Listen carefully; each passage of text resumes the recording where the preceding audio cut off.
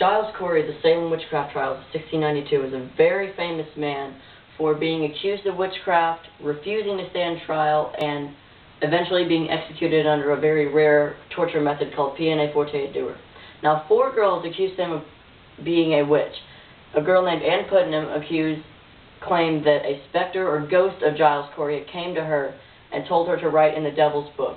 And also, she claimed that another ghost had come to her and claimed that it had been murdered by Giles Corey. Now, 2 other girls, sisters, Alice and Elizabeth Booth, claimed that they had seen Giles Corey through a window in a house, serving bread and wine at a sacrament supposedly attended by about 50 witches. And another girl named Mercy Lewis claimed that Giles Corey was a dreadful wizard, and all of these things were put upon him at his trial. And when he was put on trial in March of 1692, they asked him if he pled guilty or innocent, and he did not say anything. And the reason is if he pled guilty, his property could automatically be taken away by the government. And even if he did plead innocent, he knew that he would be found guilty anyway, because no other witch had been found innocent. So he did not want his property to be taken away because he was very wealthy and he had a large mansion and a lot of property.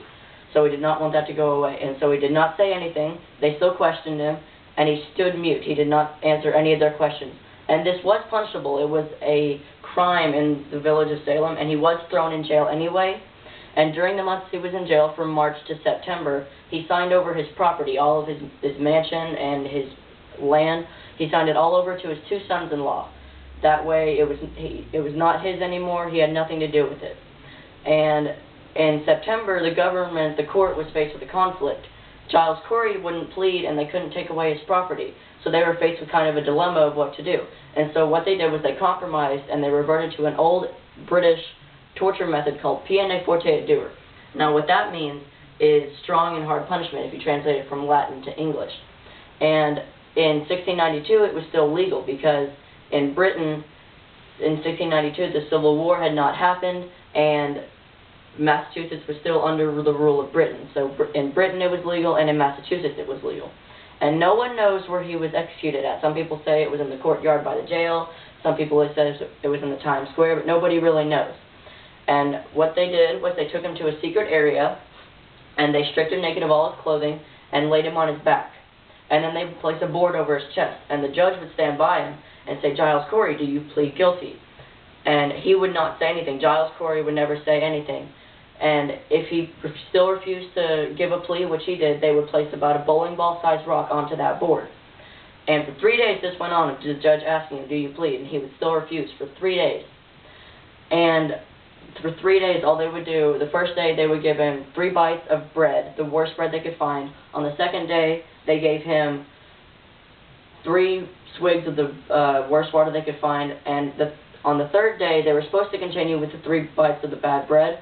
But in late afternoon of Tuesday, September 21st, Giles Corey finally died. And his last words still influence many people today. His famous last words were, "Add more weight that my misery may be the sooner ended."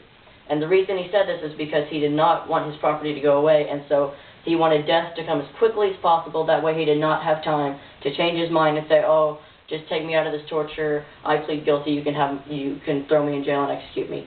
And he wanted death to come as quick as possible. That way he didn't have time to change his mind. And Giles Corey was a very famous man and courageous man in the Salem witch trials of 1692 for being accused of witchcraft, refusing to stand trial, and then eventually being executed under peine forte dura. And he was a very courageous man at the 1692 Salem witch trials. Thank you.